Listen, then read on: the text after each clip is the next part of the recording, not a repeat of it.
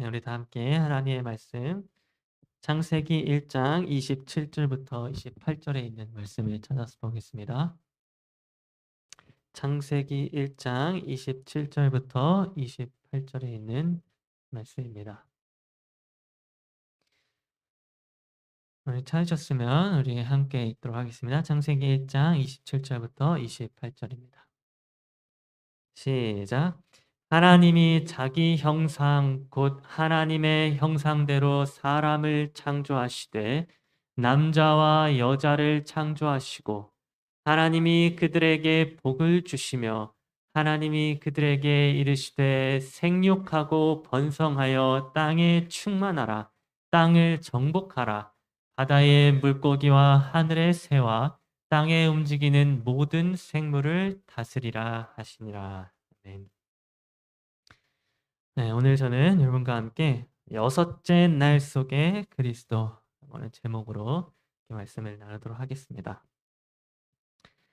여러분 창조의 여섯째 날에 하나님께서는 무엇을 창조하셨는가 하면 바로 이 땅의 짐승들을 창조하셨고 또 우리 사람인 남자와 여자를 창조하셨습니다. 하나님께서는 창조의 여섯째 날에 땅의 짐승들과 또 우리 사람을 창조하신 것입니다.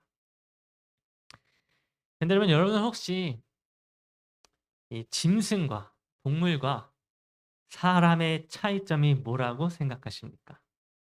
하나님께서 창조하신 이 땅의 동물들과 우리 사람의 차이점은 무엇입니까? 여러분 우리가 사람과 짐승의 이 차이점을 살펴보기 전에 먼저 공통점은 어떠한 점들이 있는지를 한번 살펴보겠습니다. 여러분 먼저 이 동물과 우리 사람은 모두 같은 흙으로 지음을 받았습니다.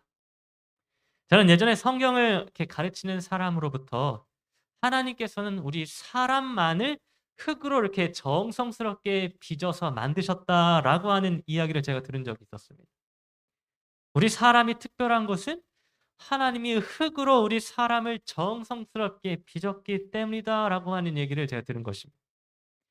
그런데 사실 성경을 우리가 조금만 살펴보면 하나님께서는 우리 사람뿐만이 아니라 이 동물들도 흙으로 지으셨다는 사실을 발견할 수 있습니다.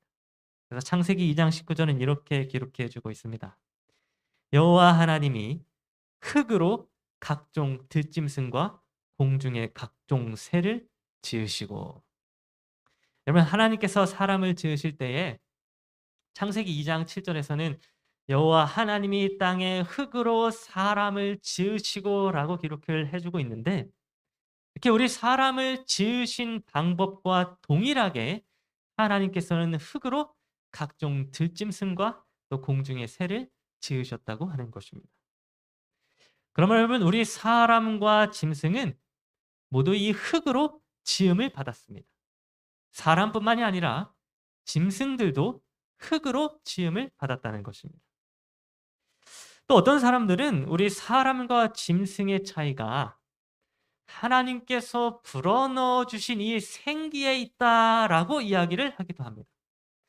이 생기를 어떤 영혼으로 이야기하면서 인간에게는 영혼이 있지만 짐승에게는 이 혼이 없다라고 주장하는 사람도 있는 것입니다. 그런데 성경 전도서 3장 19절을 보게 되면 그러한 주장들 또한 사실이 아님을 성경이 기록해 주고 있습니다. 인생이 당하는 일을 짐승도 당하나니 다 동일한 호흡이 있어서 짐승이 죽음같이 사람도 죽으니. 이런 여기에 기록된 이 호흡이라고 하는 말이 바로 하나님께서 사람의 코에 불어넣어 주신 그 생기입니다. 그런데 그 인간에게 불어넣어 주신 그 생기와 동물이 가지고 있는 생기가 지금 어떻다고 기록해 주고 있습니까? 네, 동일한 생기라고 호흡이라고 기록해 주고 있는 것입니다. 그러면 여러분 하나님께서는 우리 사람과 짐승에게 동일한 생기를 불어넣어 주셨습니다. 어떤 사람에게만 특별한 생기를 불어넣어 주신 것이 아니라 짐승에게도 동일한 생기를 불어넣어 주셨다는 것입니다. 또한 성경은 우리 사람과 짐승이 모두 살아있는 존재, 즉 생령이라고 동일하게 표현해 주고 있습니다. 창세기 2장 7절에서 여호와 하나님이 땅에 흙으로 사람을 지으시고 생기를 그 코에 불어넣으시니 사람이 생령이 되니라라고 말씀해 주면서 성경은 우리 사람이 살아있는 존재, 곧 생령이라고 표현을 해주고 있습니다. 네, 여기서 이 생령이라고 하는 이 단어는 히브리어로 네페시 하야 혹은 네페시 하이라고 하는 그런 단어로 기록이 되어져 있습니다. 그런데 이와 마찬가지로 창세기 1장 24절을 보게 되면 동물들에게도 이와 동일한 표현이 기록되어진 것을 볼 수 있습니다. 하나님이 이르시되 땅은 생물을 그 종류대로 내되. 그럼 여기에 기록된 이 생물이라고 하는 이 단어가 바로 히브리어로 네페시 하이입니다.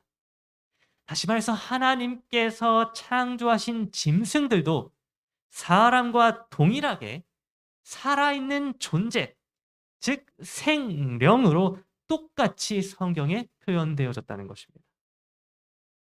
이렇게 사람과 짐승은 창조의 과정에 있어서 동일하게 창조되었습니다.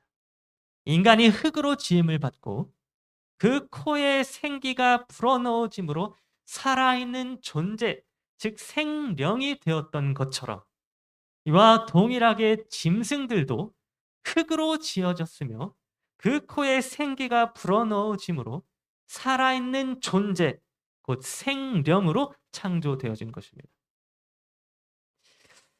그러면 또 어떤 사람들은 우리 사람과 짐승의 차이점을 설명해 주면서 사람과 짐승의 차이가 이 신앙심에 있다고 주장을 하기도 합니다. 우리 사람만이 종교를 가질 수 있고 신앙심을 가질 수 있다는 것입니다.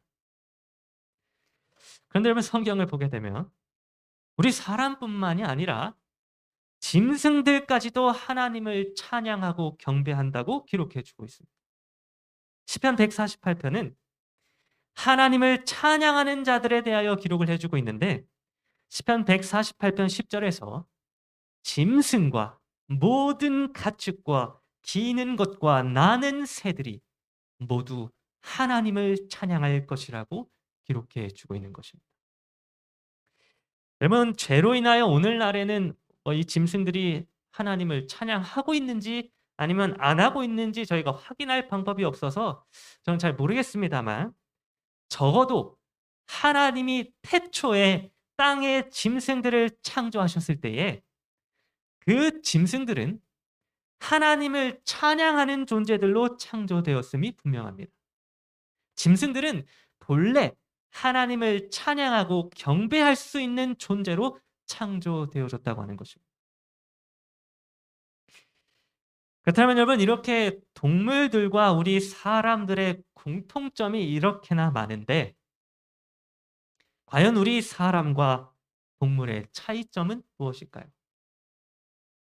특별히 창세기 1장과 2장의 이 창조의 기사 속에 나타난 우리 사람과 짐승의 차이점은 무엇일까요? 성경의 기록상 짐승과 사람의 차이점은 한 3가지 정도로 우리가 그 차이점을 확인할 수 있는데 그 첫 번째는 무엇인가 하면 바로 우리 사람은 하나님의 형상대로 지음을 받았다는 것입니다. 여러분 성경의 그 어떤 기록에도 짐승들이 혹은 다른 피조물들이 하나님의 형상대로 지음을 받았다는 기록은 없습니다. 그런데 우리 사람은 창세기 1장 26절에서 하나님의 형상을 따라 하나님의 모양대로 지음을 받았다고 분명하게 기록해 주고 있는 것입니다. 그런데 사실 우리 사람이 하나님의 형상대로 지음을 받았다고 하는 사실에 대하여 우리 사람이 스스로 증명할 방법은 없습니다만 여하튼 성경이 하나님의 형상대로 하나님이 사람을 창조하셨다고 말씀해 주고 있기에 우리는 이것이 짐승과 우리 사람의 차이점이라고 생각해 볼 수 있습니다. 두 번째로 짐승과 사람의 차이는 바로 이 장자권에 있습니다. 창세기 1장 28절은 하나님께서 우리 사람에게 장자권을 주셨다고 하는 사실에 대하여 이렇게 기록해 주고 있습니다. 하나님이 그들에게 복을 주시며 하나님이 그들에게 이르시되 생육하고 번성하여 땅에 충만하라. 땅을 정복하라. 바다의 물고기와 하늘의 새와 땅에 움직이는 모든 생물을 다스리라 하시니라. 여러분, 우리 사람과 짐승의 차이점 중에 하나는 무엇인가 하면 바로 하나님께서 우리 사람을 지으신 이후에 우리 사람에게 모든 생물을 다스릴 수 있는 장자로서의 특권을 주셨다고 하는 것입니다. 여러분, 물론 아담이 죄를 지었을 때에 이 장자권은 사탄 마귀에게 잠시 빼앗기게 되었다가 다시 두 번째로 오신 아담, 곧 예수 그리스도로 말미암아 장자권을 우리 사람이 다시 얻을 수 있게 되었지만, 여하튼 이 장자권은 짐승과 우리 사람과의 차이점을 설명해 주고 있습니다. 이제 마지막 세 번째로 오늘 우리가 깊이 살펴보게 될 중요한 차이점 하나는 무엇인가 하면 바로 창세기 1장 27절에 기록되어져 있는 이 표현입니다. 하나님이 자기 형상 곧 하나님의 형상대로 사람을 창조하시되 남자와 여자를 창조하시고. 여러분, 창세기 1장과 창세기 2장은 창조의 기사를 기록해 주고 있는 성경의 장들입니다. 그런데 여기 이 창조의 기사를 모세에게 기록하도록 영감을 주신 성령 하나님께서는 아주 의도적으로 다른 모든 피조물들과 우리 인간 사이에 구별되는 한 가지 표현을 기록해 주셨습니다. 그 표현은 무엇인가 하면 바로 이 남자와 여자라고 하는 표현입니다. 여러분, 물론 하나님께서 이 동물들, 다른 피조물들을 창조하실 때에도 이 성을 구분하여 창조하셨습니다. 그래서 짐승들에게도 수컷이 있고 또 암컷이 있는 것입니다. 그런데 지금 제가 하고자 하는 말은 무엇인가 하면 하나님께서는 창세기 1장과 2장에서 그 많은 피조물들을 지으셨는데 그 많은 피조물들 중에서 인간을 제외한 모든 피조물들에게는 단 한 번도 수컷과 암컷을 지으셨다고 하는 이런 구분된 성의 표현을 성경에 기록해 주지 않으셨다고 하는 것입니다. 여러분, 한번 성경을 펴시고 찾아보시기 바랍니다. 창조의 기사, 창세기 1장과 2장 속에서 하나님께서는 오직 사람을 지으실 때에만 남자와 여자라고 하는 이 성의 구분을 말씀해 주셨습니다. 여러분, 하나님께서 인간을 창조하실 때에 이 남자와 여자를 창조하셨다고 하는 이 표현은 아주 특별한 의도를 가지고 기록되어진 성경의 표현입니다. 여러분, 사람이 남자와 여자로 창조되어졌다고 하는 이 표현은 아주 자연스럽게 이 표현을 읽는 사람들로 하여금 결혼 제도가 기록되어져 있는 창세기 2장 24절에 있는 말씀이 떠오르게 합니다. 이러므로 남자가 부모를 떠나 그의 아내와 합하여 둘이 한 몸을 이룰지로다. 여러분, 다른 모든 피조물들에게는 이 수컷과 암컷이라고 하는 성의 구분을 의도적으로 기록하지 않으시므로 하나님께서는 우리 사람과 짐승의 차이가 이 결혼 제도에서 오게 된다는 사실을 가르쳐 주고 있었습니다. 여러분, 하나님께서는 여섯째 날에 우리 사람을 창조하시고 바로 그 여섯째 날에 사람에게 결혼 제도를 허락해 주셨습니다.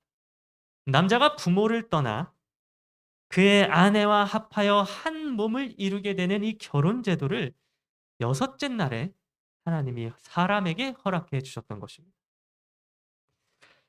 그런데 여러분, 제가 이 창세기 2장 24절에 있는 이 말씀을 제가 이렇게 묵상을 하다가 조금 이해하기 힘든 부분을 제가 보게 되었습니다.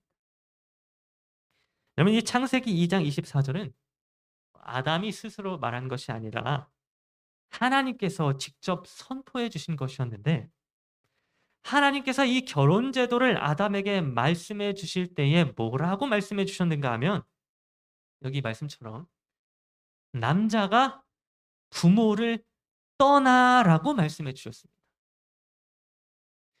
그럼 조금 이상하지 않습니까? 아담이 하와와 결혼을 하게 되었는데, 그 결혼을 할 때에 남자인 아담이 부모를 떠나야 한다는 말씀을 하나님이 하고 계신 것입니다. 여러분, 한번 생각해 보시기 바랍니다. 아담이 창조의 6째 날에 지음을 받고 이제 하와와 결혼을 하게 되었는데, 그때에, 즉 6째 날에 아담이, 이 남자가 부모를 떠날 일이 있었습니까? 여러분, 아담의 부모가 누구입니까? 아담의 부모님이 누구입니까? 우리 사람 중에는 아담의 부모로 불릴 만한 사람이 없었습니다. 아담을 낳을 인간이 없었기 때문입니다. 그러면 여러분, 아담에게 있어서 그를 낳아주신 부모라고 한다면 그 부모는 누가 될 수 있는가 하면 바로 아담을 지으신 하나님이셨습니다. 하나님이 아담의 부모이셨던 것입니다. 그런데 여러분, 아담이 하와와 결혼을 할 때에 부모, 곧 하나님을 떠나게 되었습니까? 이 말씀처럼 아담이 하와와 결혼할 때 부모를 떠났습니까? 여러분, 아담은 하와와 결혼할 때에 그 부모였던 하나님을 떠나지 않았습니다. 아담이 하나님을 떠나게 되었던 것은 그가 죄를 짓고 에덴 동산에서 쫓겨났을 때이지 결혼을 했을 때가 아니었던 것입니다. 그렇다면 여러분, 이 남자가 부모를 떠나라고 하는 이 창세기 2장 24절에 있는 말씀은 과연 누구를 향하여 하신 말씀이었을까요? 이 말씀은 누구에게 적용되어지는 말씀이었을까요? 여러분, 남자가 부모를 떠나 그의 아내와 합하여 둘이 한 몸을 이룰지로다 라고 하는 이 말씀은 사실 첫 번째 아담이 아니라 두 번째 아담, 곧 하나님의 아들 예수 그리스도에게 적용되어질 말씀이었습니다. 여러분, 여기 이 한 여자의 남편이 될 남자는 사실 누구를 상징해 주고 있었는가 하면 바로 예수 그리스도를 상징해 주고 있었습니다. 또한 이 아내, 이 여자는 오늘 저와 여러분, 곧 교회를 상징해 주고 있었습니다. 그래서 에베소서 5장 31절과 32절은 그 사실에 대하여 이렇게 기록해 주고 있습니다. 그러므로 사람이 부모를 떠나 그의 아내와 합하여 그 둘이 한 육체가 될지니 이 비밀이 크도다. 나는 그리스도와 교회에 대하여 말하노라. 여러분, 지금 이 성경절은 아주 분명하게도 남자가 그리스도를 상징해 주고 있고 또 여자가 교회를 상징해 주고 있다는 사실을 기록해 주고 있습니다. 여러분, 그러므로 창세기 2장 24절에서 남자가 부모를 떠나 그의 아내와 합하여 둘이 한 몸을 이룰지로다 라고 하는 이 말씀은 사실 예수 그리스도를 향하여 하신 하나님의 말씀이었다고 하는 것입니다. 여러분, 예수님은 이 말씀 그대로 오늘 저와 여러분을 아내로 삼아 한 몸을 이루기 위하여 부모를 떠나신 분이셨습니다. 예수님은 우리 교회를 아내로 삼기 위하여 부모 되신 하나님 아버지를 떠나서 이 땅에 오신 분이셨다고 하는 것입니다. 여러분, 예수님은 특별히 십자가에서 부모를 떠나셨습니다. 죄로 인하여 하나님과 아들 사이에 한 번도 경험해 보지 못했던 이 분리를 예수님이 십자가에서 경험하시게 되었던 것입니다. 그래서 마태복음 27장 46절은 이렇게 기록해 주고 있습니다. 제9시쯤에 예수께서 크게 소리질러 이르시되 엘리 엘리 라마 사박다니 하시니 이는 곧 나의 하나님 나의 하나님 어찌하여 나를 버리셨나이까 하는 뜻이라. 십자가에서 예수님은 그의 부모 되시는 하나님과의 분리를 경험하시게 되었습니다. 나의 하나님 나의 하나님 어찌하여 나를 버리셨나이까 라고 하는 예수님의 말씀을 통하여 하나님과 아들 예수 그리스도 사이에 분리가 이루어지게 되었다는 사실을 우리는 발견하게 되는 것입니다. 여러분, 이렇게 예수님은 십자가에서 그의 부모 되셨던 하나님을 떠나게 되었습니다. 십자가에서 우리의 모든 죄를 담당하시고 죽임을 당하시게 되므로 부모를 떠나게 되는 가장 큰 고통을 예수님이 담당하시게 되었던 것입니다. 그러나 여러분, 예수님이 부모를 떠나게 됨으로 말미암아 얻으시게 되었던 것은 바로 이 교회와의 연합이었습니다. 예수님이 십자가에 달려 죽으심으로 오늘 저와 여러분들이라고 하는 이 교회를 아내로 삼아 한 몸을 이루시게 되었던 것입니다. 여러분, 이 일을 통하여 예수님께서는 창세기 2장 24절에 기록된 이러므로 남자가 부모를 떠나 그의 아내와 합하여 둘이 한 몸을 이룰지로다 라고 하는 이 말씀을 그대로 성취해 주셨습니다. 십자가에서 하나님을 떠나 죽임을 당하심으로 그의 아내가 되는 교회와 연합하여 둘이 한 몸을 이루게 되었던 것입니다. 여러분, 저는 우리 사람과 동물의 가장 큰 차이점이 바로 여기에 있다고 생각을 합니다.